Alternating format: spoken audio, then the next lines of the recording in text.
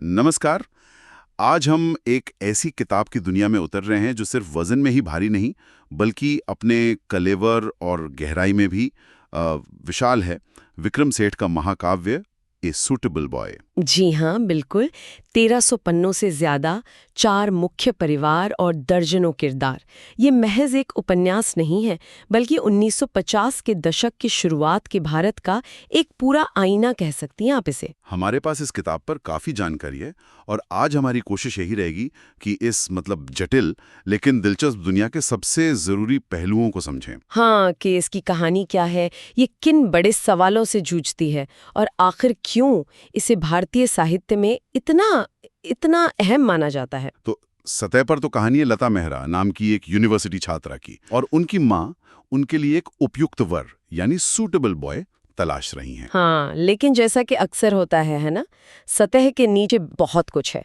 ये उससे कहीं ज्यादा गहरी कहानी है। क्योंकि लता की कहानी के साथ साथ हम एक नए नए आजाद हुए देश को भी आकार लेते देखते हैं। बिल्कुल, एक ऐसा भारत जो अपनी पहचान ढूंढ रहा था, परंपरा और आधुनिकता के बीच, पारिवारिक जिम्मेदारियों और व्यक्तिगत इच्छाओं के बीच। इतिहास का बोझ भी था और भविष्य की उम्मीदें भी थीं। हाँ, और सेठ हमें 4 प्रमुख परिवारों मेहरा, कपूर, खान और चटर्जी के जरिए इस उथल-पुथल भरे दौर की एक झलक दिखाते हैं। बहुत ही खूबसूरती से। तो चलिए लता से ही शुरू करते हैं। वो पढ़ी लिखी लड़की है, समझदार है, लेकिन माँ का जबरदस्त दबाव है कि भाई शादी करो। हाँ, और उसके सामने 3 विकल्प है ना? हाँ, 3 दावेदार। एक तो कबीर दुर्रानी, मुस्लिम सहपाठी जिससे वो प्यार करती है, लेकिन वो धर्म वाली बात आ जाती है बीच में। वो एक बड़ा मुद्दा था उस वक्त। फिर है अमित चटर्जी, कलकत्ता के बौद्धिक परिवार से, बड़ा आकर्षक कवि। हाँ, बिल्कुल अलग तरह का व्यक्तित्व। और तीसरा है हरेश खन्ना, काफी व्यावहारिक, थोड़ा जमीनी सा, जूते बनाने वाली कंपनी का एग्जीक्यूटिव। तो लता का ये जो चुनाव है कि वो दिल की सुने या परिवार की या फिर समाज की हकीकत को देखें, ये उपन्यास का एक मुख्य धागा बनता है। लेकिन आपने कहा ये कहानी सिर्फ लता की नहीं है, इसके साथ और भी जिंदगियां चल रही हैं। हाँ, बिल्कुल।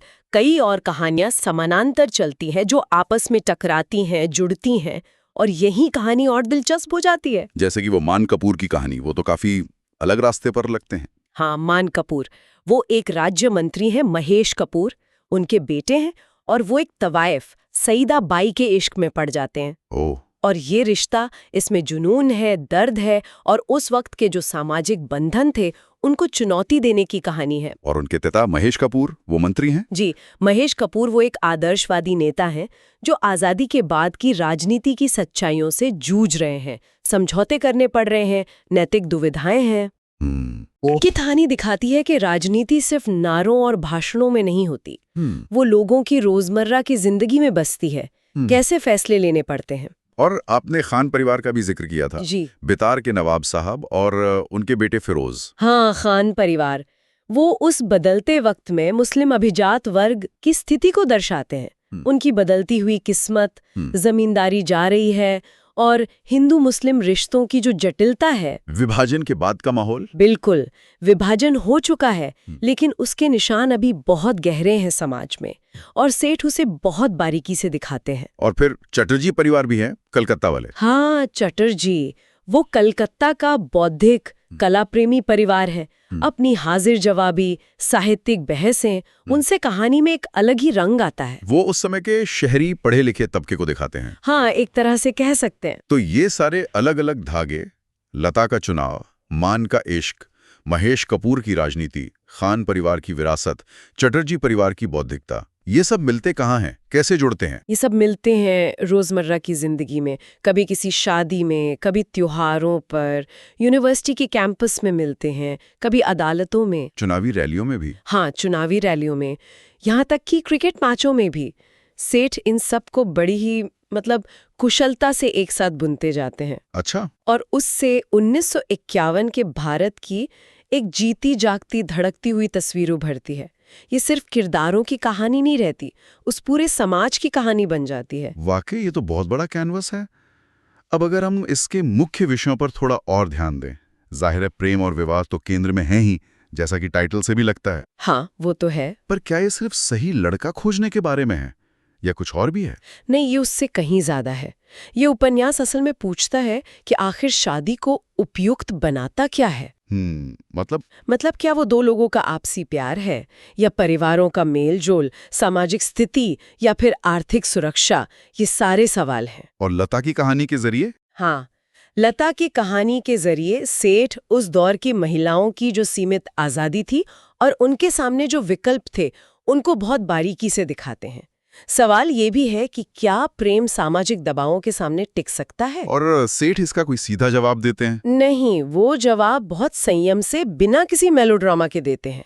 लता का जो अंतिम फैसला होता है वो सिर्फ उसका व्यक्तिगत चुनाव नहीं रहता, वो उस नए भारत के जुनून और व्यवहारिकता के बीच एक संतुलन साधने की कोशिश का भी प्रतीक बन जाता है। और आपने शुरू में कहा था कि ये उपन्यास संक्रमण काल के भारत का चित्र है, इंडिया इन ट्रांजिशन, उसे थोड़ा और खोलेंगे? जरूर। देखिए, सेठ ये दिखाते हैं कि कैसे एक राष्ट्र का निर्माण सिर्फ संसद या बड़े फैसलों से नहीं होता, वो लोगों के घरों में, उनके रिश्तों में भी होता है। अच्छा। और 1950 का दशक भारत के लिए जबरदस्त उथल-पुथल का दौर था। सोचिए, जमींदारी खत्म हो रही थी, भूमि सुधार लागू हो रहे थे, इससे सदियों पुराने सामाजिक समीकरण बदल रहे थे। हाँ, वो तो था। पहला आम चुनाव हो रहा था। हाँ। वो अपने आप में लोकतंत्र का एक बहुत बड़ा प्रयोग था। सही। फिर अंग्रेजी बनाम हिंदी या दूसरी भारतीय भाषाओं का सवाल था, सांस्कृतिक पहचान का संकट, हिंदू मुस्लिम रिश्ते विभाजन के बाद भी तनावपूर्ण थे। सेठ इन सब बड़े मुद्दों को कपूर, मेहरा, खान जैसे परिवारों की निजी जिंदगियों के ताने बाने में बुन देते हैं। तो देश की कहानी घर की कहानी बन जाती है और घर की कहानी देश की। यानी ये जो बड़े राजनीतिक और सामाजिक मुद्दे हैं, वो किरदारों की रोजमर्रा की जिंदगी का हिस्सा हैं, कोई अलग से लेक्चर नहीं है। बिल्कुल नहीं। और यहीं पर वर्ग, जाति और धर्म का चित्रण बहुत अहम हो जाता है। सेठ समाज की जटिलताओं को आसान बनाकर पेश नहीं करते। मतलब उनके किरदार अलग अलग सामाजिक और धार्मिक पहचानों के साथ जीते हैं और ये पहचानें उनके जीवन को प्रभावित करती हैं। लता और कबीर का प्यार वो अंतरधार्मिक रिश्तों की चुनौतियों को सामने लाता है। हाँ। जमींदारी उन्मूलन और भूमि सुधार दिखाते हैं कि कैसे वर्ग संघर्ष लोगों की जिंदगी पर सीधा असर डालता है। जातिगत पूर्वाग्रह दोस्ती में, रिश्तों में दरार डालते हैं। लेकिन सेठ का नजरिया कैसा है इसमें? वो किसी का पक्ष लेते हैं? नहीं, यही खास बात है। वो कहीं भी उपदेशक नहीं बनते। वो हर पक्ष को सहानुभूति से समझने की कोशिश करते हैं, दिखाते हैं कि ये चीजें जमीनी हकीकत में कैसे काम करती हैं। वो बस दर्शाते हैं। एक और बात जो मुझे लगता है उभर कर आती है, वो है आधुनिकता और परंपरा के बीच का टकराव। हाँ, बिल्कुल। और ये टकराव हर पीढ़ी में दिखता है। लता का भाई है अरुण, जो इंग्लैंड से पढ़कर लौटा है और भारतीय तौर तरीकों को कुछ नीची नजर से देखता है। वो वेस्टर्नाइज्ड है। हाँ। फिर मान कपूर है, जो अपने पिता की राजनीतिक गंभीरता और आदर्शों के खिलाफ एक तरह का विद्रोह करता है, अपनी खुशी की तलाश में जाता है। और लता की माँ श्रीमती रूपा मेहरा, वो तो परंपरा का प्रतीक लगती हैं, लेकिन कहानी के अंत तक उनमें भी कुछ बदलाव आता है। शायद अनजाई में ही सही, वो भी थोड़ी बदलती हैं। तो ये संघर्ष सिर्फ बाहरी नहीं है, ये किरदारों के मन के भीतर भी चलता है कि वो अपनी जड़ों से जुड़े रहें या बदलते वक्त के साथ खुद को बदल लें। और राजनीति, आपने महेश कपूर का जिक्र किया था, क्या राजनीति सिर्फ एक बैकड्रॉप है या कहानी का अहम हिस्सा है? नहीं, बहुत अहम हिस्सा है। लेकिन सेठ राजनीति को सिर्फ नीतियों या विचारधाराओं के तौर पर नहीं दिखाते। तो फिर कैसे दिखाते हैं? वो उसे व्यक्तिगत नाटक के रूप में पेश करते हैं। जैसे पूर्वा प्रदेश के चुनाव हैं, जमींदारी बिल पर बहसें हैं, कई सांप्रदायिक दंगे भड़क जाते हैं। ये सब अमूर्त घटनाएं नहीं हैं। इनका सीधा असर पड़ता है लोगों पर। बिल्कुल, सीधा असर लोगों की शादियों पर, उनकी नौकरियों पर, उनके पारिवारिक सम्मान पर पड़ता है। महेश कपूर का किरदार देखिए, उनका आदर्शवाद, फिर उनका मोहभंग, उनके मुश्किल फैसले, ये दिखाता है कि राजनीति असल में है क्या है? ये लोगों की कहानी है जो सही काम करने की कोशिश करते हैं और अक्सर नाकाम भी होते हैं। ये सिर्फ सत्ता का खेल नहीं है, ये इंसानी जद्दोजहद है, इंसानी कमजोरियां हैं, ताकत है। इतने बड़े फलक और इतने सारे किरदारों को संभालना आसान नहीं होता होगा। अब सेठ के लेखन शैली के बारे में क्या कहेंगी? उनका स्टाइल कैसा है? उनका स्टाइल कमाल का है, बहुत स्पष्ट, सधा हुआ और पढ़ने में बहुत अच्छा लगता है, सुरुचिपूर्ण कह सकते हैं। हाँ, 1300 पन्ने, ये कैसे मैनेज किया उन्होंने कि बोझिल ना लगे? यही तो कमाल है। इसमें जॉर्ज एलियट या टॉल्स्टॉय जैसे जो 19वीं सदी के बड़े यथार्थवादी लेखक थे, उनकी छाप दिखती है। वो विस्तार, वो छोटी छोटी बारीकियों पे ध्यान देना। लेकिन भारतीयता भी है। बिल्कुल। लय, हास्य, किरदारों का सोचने का तरीका, भावनात्मक तर्क, वो सब पूरी तरह से भारतीय है। ये नकल नहीं है, ये मौलिक है। और डायलॉग्स के बारे में मैंने सुना है, संवाद बहुत जीवंत है। हाँ, बहुत। कलकत्ता के चटर्जी परिवार की वो अंग्रेजी मिली हिंदी वाली बौद्धिक बातचीत से लेकर गांवों के किरदारों की एकदम जमीनी बोली तक हर संवाद सच्चा लगता है। आपको लगेगा कि लोग ऐसे ही बात करते होंगे। बीच बीच में कविता का भी जिक्र है। हाँ, अमित चटर्जी के जरिए कविताई का पुट भी आता है। और सबसे खास बात मुझे लगता है, सेठ भारत को बाहर से नहीं देखते जैसे कोई टूरिस्ट देख रहा हो। वो इसे अंदर से दिखाते हैं, पूरी गर्मजोशी, विडंबना और सच्चाई के साथ, जैसे वो इसी दुनिया का हिस्सा हो। और किरदार, इतने सारे किरदारों में से कुछ जो खास तौर पे याद रह जाते हैं, कौन है वो? वैसे तो हर किरदार की अपनी एक छाप है, छोटे से छोटा भी, लेकिन कुछ तो बहुत खास हैं। लता मेहरा जाहिर है। हाँ, वो तो है ही। बुद्धिमान, संवेदनशील, वो जो फर्ज और ख्वाहिश के बीच उलझी हुई है, उन्हें भारतीय साहित्य की सबसे यादगार महिला पात्रों में गिना जाता है। और उनकी माँ श्रीमती रूपा मेहरा। श्रीमती रूपा मेहरा थोड़ी दबंग है, लेकिन उतनी ही प्यारी माँ भी हैं। वो उस दौर की माँओं की चिंता और उम्मीदों का प्रतीक है। वो चाहती हैं कि बेटी का घर बस जाए। और मान कपूर, उनका जिक्र बार बार आ रहा है, वो इतने अहम क्यों हैं? मान कपूर और सईदाबाई का जो रिश्ता है, वो उपन्यास के सबसे ज्यादा भावुक और शायद सबसे यादगार हिस्सों में से एक है। वो जुनून की कहानी है, समाज से बगावत की कहानी है, और उसके क्या अंजाम हो सकते हैं उसकी कहानी है। महेश कपूर के बारे में क्या कहेंगे? महेश कपूर भी बहुत मानवीय लगते हैं। एक आदर्शवादी नेता जो एक भ्रष्ट होती दुनिया में अपने सिद्धांत बचाने की कोशिश कर रहा है, और इस कोशिश में खुद भी गलतियां करता है। वो परफेक्ट नहीं है। और चटर्जी परिवार? चटर्जी परिवार कहानी में हास्य और एक बौद्धिक ताजगी लाते हैं। वो एक अलग दुनिया है, लेकिन सेठ की खूबी ये भी है कि छोटे छोटे किरदारों को भी उन्होंने गहराई दी है। उनका अपना एक अतीत है, अपनी एक कहानी है, जिससे ये दुनिया और भी असली लगती है। ऐसा नहीं लगता कि बस मुख्य किरदार ही हैं। क्या उपन्यास में कुछ प्रतीक भी हैं, सिंबल्स, जिनका कोई गहरा मतलब निकलता हो? हाँ, है कुछ। जैसे किताब का शीर्षक ही ले लीजिए, ए सूटेबल बॉय। सतह पर तो ये शादी के लिए सही लड़के की तलाश है। हाँ। लेकिन गहरे में ये उपयुक्तता यानी सूटेबिलिटी के सवाल पर है। कैसे व्यक्ति और कैसे एक राष्ट्र जुनून और व्यावहारिकता के बीच चुनाव करते हैं। किसे चुनते हैं? अच्छा, और क्रिकेट मैच का एक दृश्य है। वो नए नए बने लोकतांत्रिक देश में वर्ग भेद, एकता और प्रतिस्पर्धा का एक छोटा सा रूपक बन जाता है। दिलचस्प। और हरीश खन्ना का जूते बनाने का काम, वो भारत के उभरते मध्यम वर्ग, उद्यमिता, कारीगरी का प्रतीक है। लेकिन ये प्रतीक कहानी पर थोपे हुए नहीं लगते, वो उसके ताने बाने में बुने हुए हैं। हाँ, इतनी बड़ी और इतनी महत्वाकांक्षी किताब, इसकी आलोचना भी जरूर हुई होगी। कुछ कमियां भी बताई होंगी लोगों ने। बिल्कुल बिल्कुल। सबसे आम आलोचना तो इसकी लंबाई को लेकर है। हाँ, 1300 से ज्यादा पन्ने, ये पढ़ना सबके बस की बात नहीं होती। हाँ, वो तो है। क्यों तक कुछ पाठकों को ये विस्तार थका सकता है, बोझिल लग सकता है। रफ्तार धीमी है। हाँ, कहानी की रफ्तार भी धीमी है, खासकर शुरू में।